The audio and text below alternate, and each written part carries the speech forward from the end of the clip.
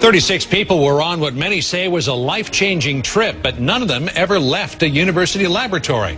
They volunteered to take the psychedelic ingredient that puts the so-called magic in certain kinds of mushrooms. And now there's a surprising follow-up.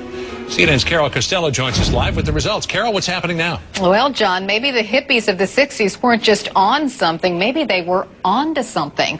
Scientists at Johns Hopkins now say magic mushrooms really can expand your mind, producing a kind of religious experience. 14 months ago, they gave dozens of volunteers magic mushrooms, and today, those volunteers are still feeling the effects.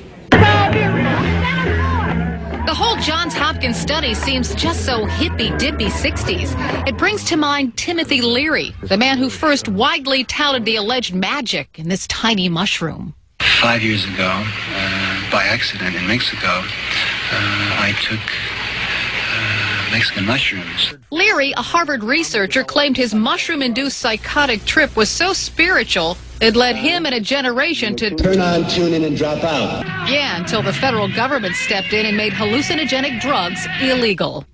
Fast forward to 2006 and this research room at Johns Hopkins.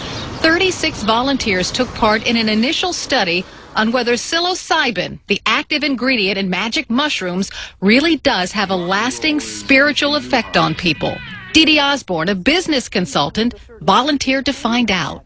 It's a beautiful feeling. I've not felt anything like that before.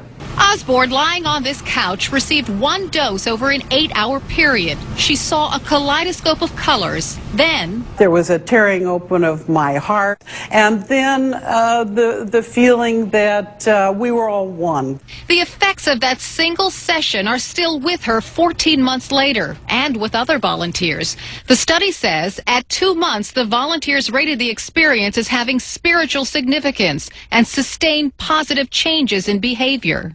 Most people had experiences that really looked quite indistinguishable from classically occurring mystical type experiences. The study is nothing like those done in the 60s. They're far more controlled. The goal is to explore whether this drug could prove therapeutic to those terminally ill.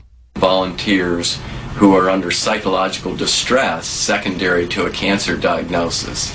And the thought here is that an experience of this type, primary mystical experience, might well alter the course and the perception that the individual has of their disease process and quality of life. As for those volunteers who took that long, strange trip on Johns Hopkins' couch, the study says most have no regrets and feel their world is a better place because of it. Now, please keep in mind magic mushrooms are illegal in the United States, and they can be dangerous if taken without strict supervision. All of the volunteers in the Hopkins study were psychologically prepped for 6 to 9 months. Johns Hopkins scientists say the magic mushrooms can also produce fear and intense anxiety in some people. John? Fascinating study, Carol. I'm sure a lot of people are saying, where do we sign up? The gun lobby warns Barack Obama. If this were a dictatorship, it'd be a heck of a lot easier. Just so long as I'm the dictator.